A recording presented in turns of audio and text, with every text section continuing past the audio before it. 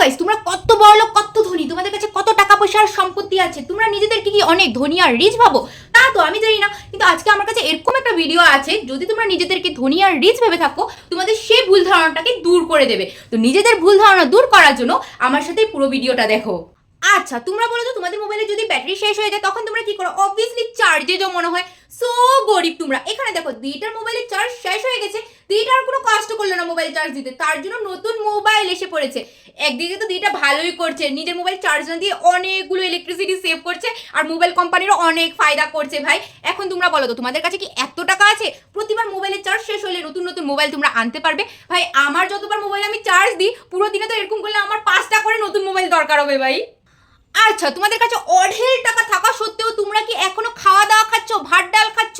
So গরিব তোমরা। এখানে দিদিটার কাছে এত টাকা আছে যে দিদিটা সামান্য টিফিন নয়, ডাইরেক্ট টাকাকে টিফিন বানিয়ে নিয়ে গেছে, আর এখন টাকাকে খাচ্ছে। ভাই, দিদিটা ভাবছে আমার কাছে যখন এত টাকা আছে, কি আবার খাওয়া দাওয়া কিনবো, টাকা দিয়ে যখন খাওয়া কিনতে হবে ডাইরেক্ট টাকাই খেয়ে ফেলি, একটাই কাম হয়ে যাবে গিয়ে। এখন তোমরা বলো, তোমাদের কাছে কি এত টাকা আছে যে তোমরা সেই টাকাগুলোকে খেতে পারবে আর খাওয়া দাওয়া ছেড়ে দিতে পারবে? পুরো রাত্র মোবাইল টিপার পর চোখে নিচে যখন কালা দাগ পড়ে যায় গিয়ে, চোখ ফুলে যায় গিয়ে, আমরা তো ভাই শোষা লাগাই, কিন্তু বড়লোকরা ডাইরেক্ট সোনার কয়েন চোখের মধ্যে লাগিয়ে দেয়, আর সাবুন দিয়ে ওরা স্নান করে না, ওরা তো ডাইরেক্ট টাকা দিয়েই স্নান করে। বড়লোক না কষ্ট করতে চায় না, কে আবার টাকা দিয়ে সাবান আনবে, শোষা আনবে? ভাই, এর চেয়ে বেটা টাকা দিয়ে যখন এগুলো কিনতে হবে তো ডাইরেক্ট ওরা টাকা দিয়েই স্নান করে নি, হয়ে গেল কি ওদের ভাই হাই সোচ, আমাদের মতো ছোট ছোট গরিব সোচ না। বাবারে, কতগুলো কলগেট আর কতগুলো ব্রাশ ভাই, এটা কারো ঘর না দোকান ভাই।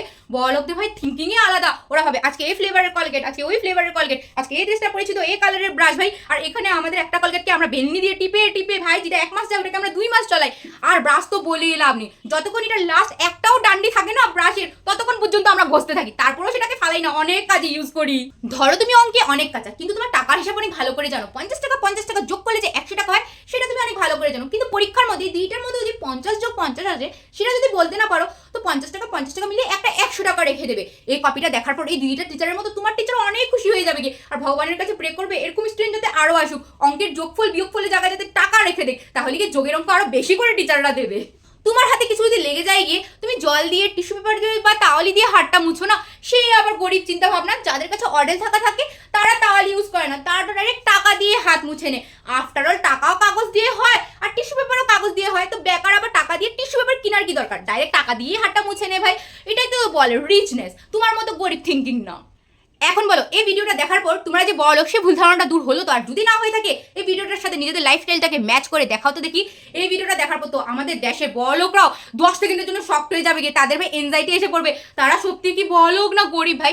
এই ভিডিওর রিচনেসটা কিছু আলাদাই লেভেলে ছিল, আমার কাছে কোনো টাকা থাকলেও আমি এই রিচনেসটার সাথে ম্যাচ করতে পারবো না। এখন যাই আরো টাকা কামানোর জন্য।